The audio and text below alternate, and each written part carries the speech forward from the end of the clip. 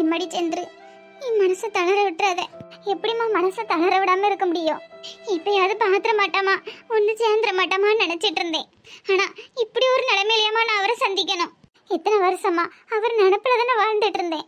ஆனா அவருக்கு கல்யாணம் முடிஞ்சு நம்ம முத்துவ மாதிரி ஒரு பையன் இருக்காமா. எல்லாம் என்னையே சொல்லணும், பொம்பளை பிள்ளைகளோட சீக்கிரம் கல்யாணம் பண்ணி கொடுக்கணும், சீக்கிரம் கல்யாணம் பண்ணி கொடுக்கணும்னு விசாரிக்காமலே ஒன்று கட்டி கொடுத்துட்டேன். அவர் இப்படி பண்ணதுக்கு நீ என்னம்மா பண்ணுவ? இல்லம்மா, என் மேலதான் தப்பு. நம்ம தம்பி பையன் தானே, நல்லவனா தான் இருப்பான் அப்படின்னு கண்மூடித்தனமா உன்னைய கல்யாணம் பண்ணி கொடுத்துட்டேன். என் தம்பி கூட ஒரு வார்த்தை சொல்லல பாரா. அவனுக்கு இப்படி ஒரு வாழ்க்கை இருந்திருக்கு, அதை கூட என்கிட்ட சொல்லல. கூட பிறந்தவனே துரோகம் பண்றான். மாமாவை சொல்லி என்னம்மா ஆக போகுது? அந்த நாயெல்லாம் மாமான்னு சொல்லாத. உன் வாழ்க்கை இப்படி ஆனதுக்கு அவனும் ஒரு காரணம் தானே. அழாதம்மா. இம்மா, என் மனசுல இருக்கிறத சொல்லட்டா? சொல்லுமா. என்னைக்காவது ஒரு நாள் நம்மளை தேடி வருவாவே, அப்ப நம்ம அவளை ஏத்துக்கிடலாம் அப்படிங்கிற ஒரு ஆசையில தான் நான் இவ்வளவு நாளும் வாழ்ந்துட்டு இருந்தேன். ஆனா இப்போ அதுவும் நடக்காதுங்கும் போது என் மனசு ரொம்ப வலிக்குதுமா. கடவுளே, என் பிள்ளை வாழ்க்கை நானே சீரழிச்சிட்டேனே.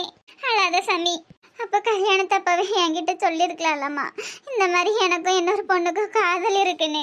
நான் அது விலகி இருப்பேன்லாமா. அம்மா பார்த்த பையன் நல்ல பையனா தான் இருப்பான் நானும் நம்பி கழுத்து நீட்டினேன். இப்ப பாருமா என் வாழ்க்கை எங்க வந்து நிக்குன்னு. ஆனா அவிய எல்லாரும் நல்லாதான் இருக்காவ, குடும்பம் குழந்தைங்கன்னு நல்லாதான் இருந்திருக்காவ. நான் தான் அனாவசியமா அவிலையே நினைச்சு என் வாழ்க்கையை கெடுத்திருக்கேன். அழாதம்மா. நீ அழுதா என் மனசு தாங்கவே தாங்காது. உன் வாழ்க்கை இப்படி ஆனதுக்கு முழுக்க முழுக்க அம்மா தம்மா காரணம். நான் தானம்மா விசாரிக்காம தம்பி பையனு கண்ணை மூடிக்கிட்டே ஒன்று கல்யாணம் பண்ணி கொடுத்துட்டேன். எல்லாம் போச்சுமா. என்னைக்காவது ஒரு நாள் எனக்கு பழைய வாழ்க்கை திரும்ப கிடைக்காதா? நானும் ஊருக்குள்ள ஜோடிய கையை பிடிச்சிட்டு நடக்க மாட்டானா? இப்படிலாம் நிறைய ஆசை என் மனசுல இருந்துமா. ஆனா அது எல்லாம் கனவாவே போயிட்டுமா. கடவுளே, இனி நான் கடைசி வரைக்கும் இப்படி ஒத்த கட்டையாதான் நிக்கணும். அழாதம்மா. உனக்கு அம்மா இருப்பேன். என் மூச்சு என்னை விட்டு பிரிகிற வரைக்கும் நான் உன் கூட தான் இருப்பேன். மனசை தளர விட்டுறாதம்மா. என்னமா தானே தைரியமா இருக்கணும். இல்லம்மா, அவர் இன்னைக்கு வந்துருவாரு, நாளைக்கு வந்துருவாரு, எப்பயாவது திரும்பி நம்ம கிட்ட வந்துட மாட்டாரா அப்படின்னு என் மனசு எதிர்பார்க்காத நாளே இல்லம்மா. நம்ம பையன் தான் அப்பா இல்லாம வளர்ந்துட்டான். ஆனா நம்ம பேரனோ பேத்தியோ தாத்தா இல்லாம வளரக்கூடாது. நாளைக்கு ஒரு பேரனோ பேத்தியோ வந்து அப்ப தாத்தா எங்கன்னு கேட்டா நான் என்னம்மா சொல்லுவேன்? அந்த பிள்ளைகள்கிட்ட நான் என்னம்மா பதில் சொல்லுவேன்? முத்து பாவம்மா, நொறுங்கி போயிடுவாம்மா. புரியுதுமா, உன் கஷ்டம் எனக்கு புரியுது. என்னம்மா பண்றது? என் தலையில ஆண்டவன் இப்படி எழுதியிருக்கான். என் வாழ்க்கை 1.5 வருஷத்துலயும் முடியணும்னு இருந்திருக்கு, முடிஞ்சு போச்சு. இவ்வளவு வருஷமா என் பையனுக்காக வாழ்ந்துட்டு இருந்தேன். ஏமா அவனுக்கு பிறகு குழந்தைகளுக்காக வாழுவேன். எனக்குன்னு ஒரு வாழ்க்கை இல்லாம போச்சம்மா. அல்லாதம்மா. வர கோபத்துக்கு அவன் சட்டையை பிடிச்சி 4 கேள்வி கேட்கலன்னு தான் பார்த்தேன். நமக்கு தெரிஞ்ச விஷயம் 4 பேருக்கு தெரிஞ்சிருமேன்னு தான் அமைதியா வந்தேன். வேண்டாமா, தயவு செஞ்சு அப்படி மட்டும் பண்ணிடாத. அவருக்கு அப்படி ஒரு சூழ்நிலை. தன்னால ஒரு பொண்ணோட உயிர் பெயரக்கூடாதுன்னு தானமா என்னைய விட்டு போயிட்டாரு. பரவாயில்லம்மா, இருக்கட்டும். இத்தனை நாளா அவர் நினப்புல வாழ்ந்துட்டு இருந்தேன். இனிமே அதை நெருப்புல போட்டு கொளுத்துன மாதிரி கொளுத்திடுவேம்மா. இதுக்கப்புறமா நான் அவரை நினைச்சேனா அது அந்த பொண்ணுக்கு செய்யற பாவம்மா. எனக்கு எப்பயுமே நீ, முத்து, அள்ளி 3 பேருமே போதம்மா. அழாத சாமி, அழலம்மா. இத்தனை நாளா என் மனசு ரணமா கடந்துச்சு. செந்திருக்கு பண்ண பாவம் எனக்கு இப்ப பிடிக்காட்டினாலும் கடைசி காலத்துல வந்து பிடிக்கும்.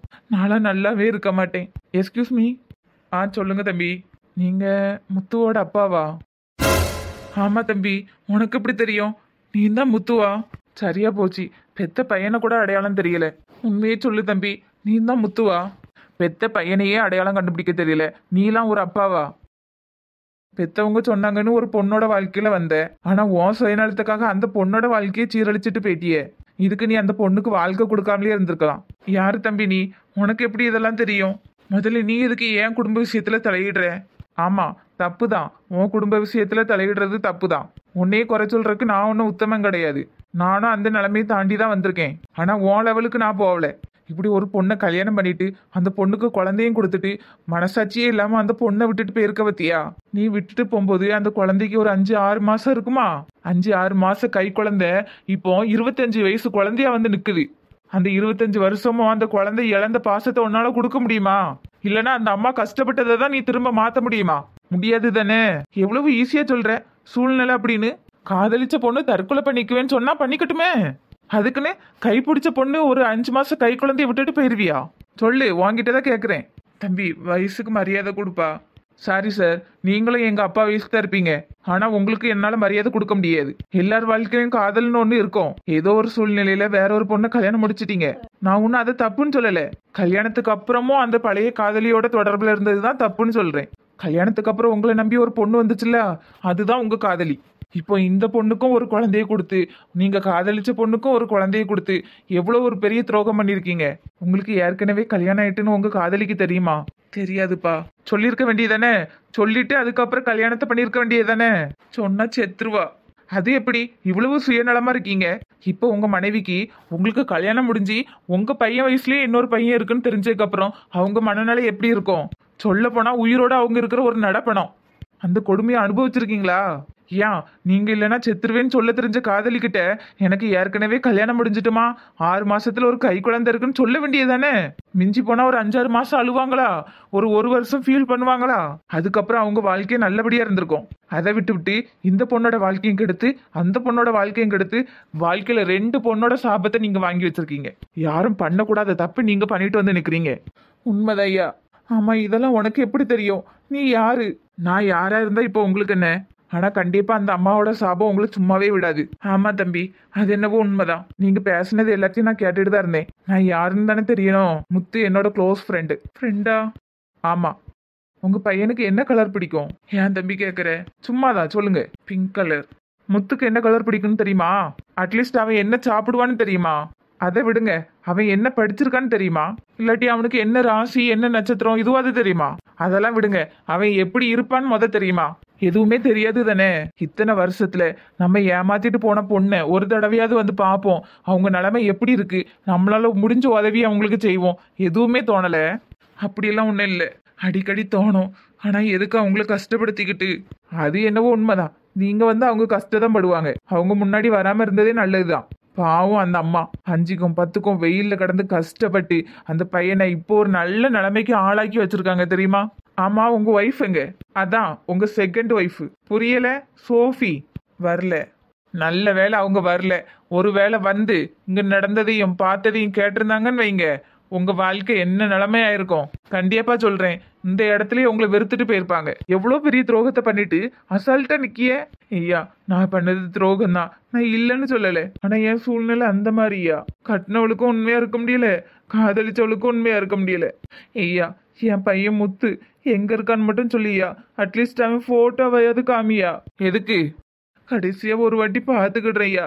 சி, அவன் போட்டோவை பாக்குறது கூட உனக்கு தகுதி இல்லை. தெரியாம தான் கேட்கேன். இத்தனை வருஷத்துல ஒரு நாள் கூடவா அவங்களுக்கு ஏதாவது ஒரு உதவி பண்ணணும்னு தோணல? உன் பாட்டுக்கு ஒரு குழந்தைய கையில கொடுத்துட்டு போயிட்ட. அவங்க நிலைமைய கொஞ்சம் யோசிச்சு பாத்தியா? இந்த சமுதாயத்துல அப்பா இல்லாம ஒரு குழந்தைய வளர்க்கறது எவ்வளவு கஷ்டம் தெரியுமா?